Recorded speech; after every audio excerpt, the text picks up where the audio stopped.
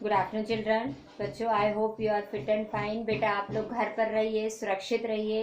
और अभी इस समय भीड़ भाड़ का माहौल ज़्यादा है, तो इसलिए आप घर पर रहकर और एंजॉय करिए आगे के त्योहार।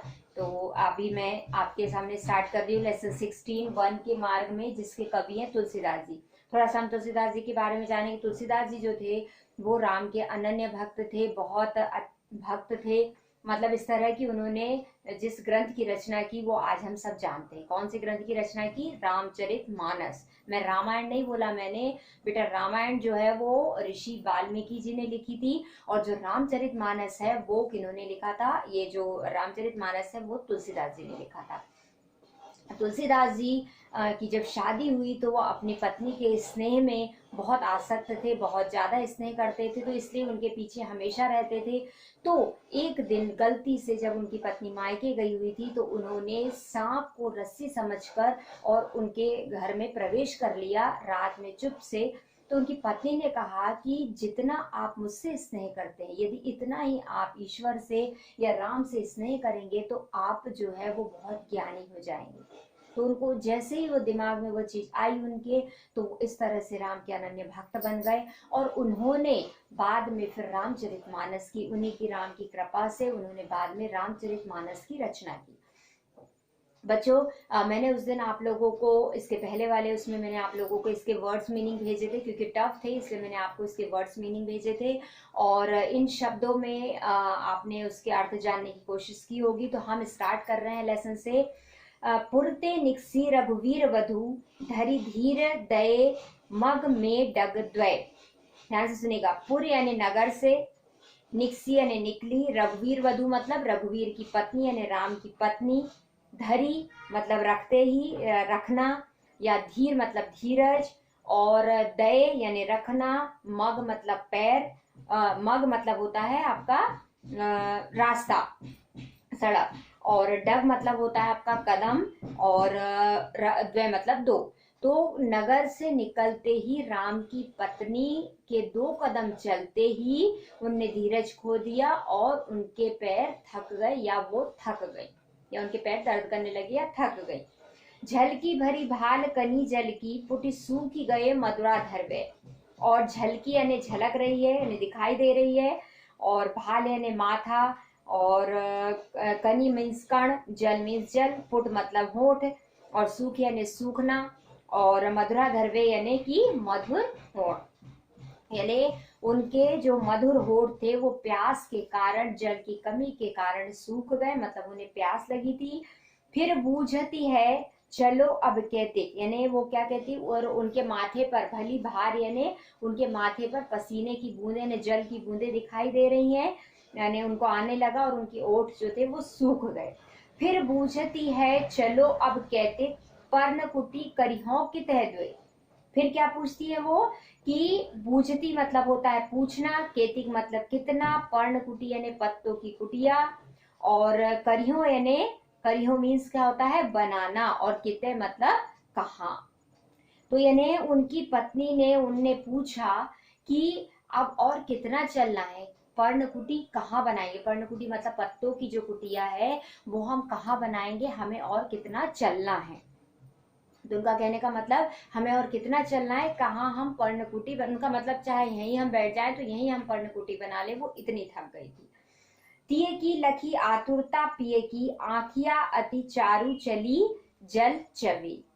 यानी ती यानी पत्नी, लखी मतलब देख कर, आतुरता यानी बेचैनी, प्रिय मतलब प्रियतम, आखियां मतलब आंखें, चारु यानी सुंदर, जल चवे यानी आंखों से आंसू बहना।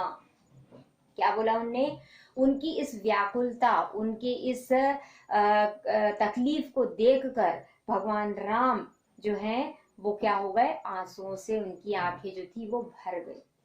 मतलब भगवान राम की आंखें अपनी पत्नी की व्याकुलता, उनके दर्द, उनकी तकलीफ को देखकर भर गई।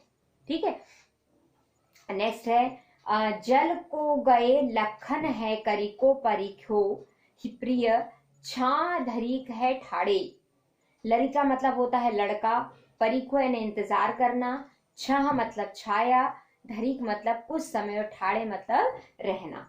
यानी कि जब तक लखन यानी लक्ष्मण पानी लेने गए हैं तब तक कुछ समय यहाँ बैठ जाए।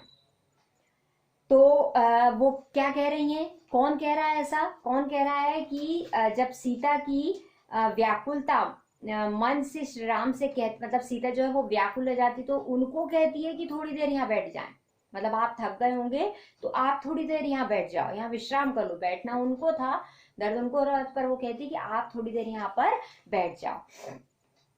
पोछी पसेऊ बयारी करो और उपाय धरी को फूफरी ठाड़े, यानी उनने क्या किया कि पसीना पोछा, और मतलब पसीना आ गया था उनको, तो बयारी यानी हवा, पाँव यानी पैर, पारीखो यानी धोना, और भूबिरी यानी गर्म बालू, और श्रम का मतलब हो गया यानी भूबिरी यानी गर्म बालू।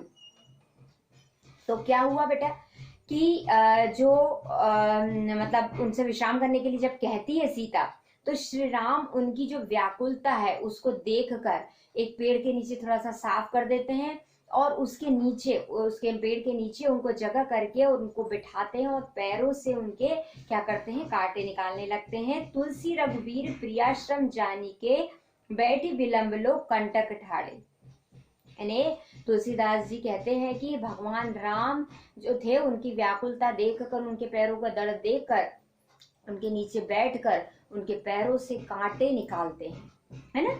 और कांटे निकालने के बाद जानकी नाह को लेह लख्यो पुल को तनु बारी विलोचन ठाड़े। नेह मतलब होता है प्रेम, लख्यो मतलब देखना, पुलकित यानी खुश, यानी पुल को मतलब पुलकित, तनु यानी शरीर, बारी मतलब आंसू, और विलोचन मतलब नेत्र।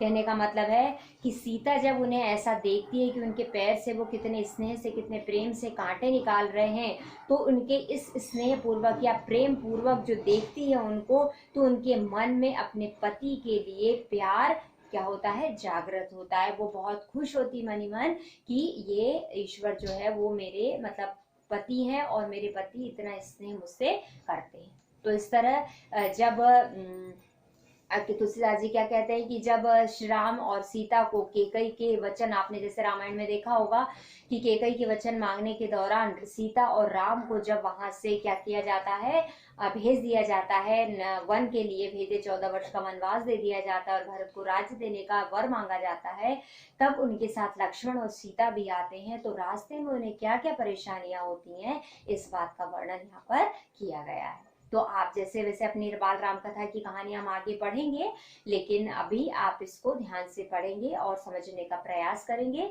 इसकी व्याख्या मैं आप लोगों को भेज रही हूँ, उसके साथ आप उसको पढ़ने का अभ्यास करेंगे।